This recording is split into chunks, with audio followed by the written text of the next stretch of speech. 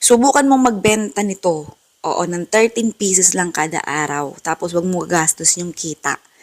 Ewan ko lang kung hindi ka makaipon niya ng 42,000. Yun yung pinakakota mo, ha?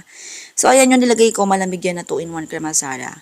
Oo, tapos pagka sa tingin mo, umalsa na yung dami niya, tanggalin mo na dyan sa stand mixer mo. Okay, tapos lagay mo muna sa freezer. Tabi mo lang. Kasi kailangan natin maghanda nung, ayan, egg tray, tapos yung ating container. Kailangan kasi yan, ayan na, hinugasan ko na. Baka may sabihin, plastic na, nag-evolve na, hindi na papel. Oo, nilevel ko na sa kaibigan mong plastic. Baka mamaya masilip pa, ha? Oo, binrush ko pa yan bago ko nilagay dito sa, natin, sa screen. Oo. So, ayan, pagkalagay natin ng, ayun, dinurog na na mais. Nasa dilat na yan. Ayan, yan yung nilagay natin na puti. Yan yung kaninang hinalo natin na 2-in-1 cream asada. O, diba, bongga? Dalawang rekado lang yan. Tapos, ayan, takpan mo na. Ganyan lang. Tapos, diretso mo na sa freezer. Kung wala kang freezer, gamit ka na lang ng styro chiller. Oo, lagyan mo lang ng maraming yelo at saka asin para hindi agad malusaw. Ibabaw tsaka ilalim. Ganun lang. Oo.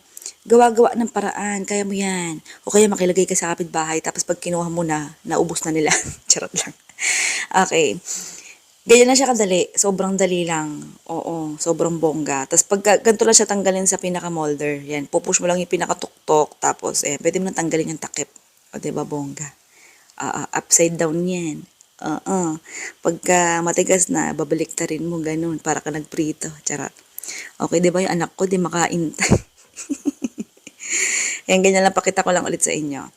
Ayan, habang tayo nagtatanggal na ng ice cream ng takip, comment ka naman sa baba kung taga saan ka. Malay mo, ikaw na yung susunod natin na mabigyan ng libreng electric hand mixer.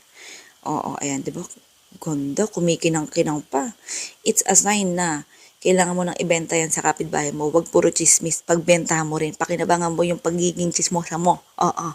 Okay, ito na yung behind the scene natin. Ganito lagi sa bahay, pag ako yung nagluluto, lalo pag ice cream ang recipe, lagi may nakaabang. Ito yung listahan ng recipe natin. Sobrang dali lang ng recipe nito, oo.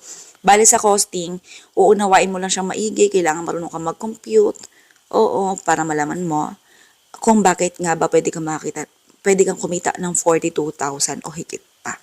Okay. Sige na, goodbye, good luck. Love you.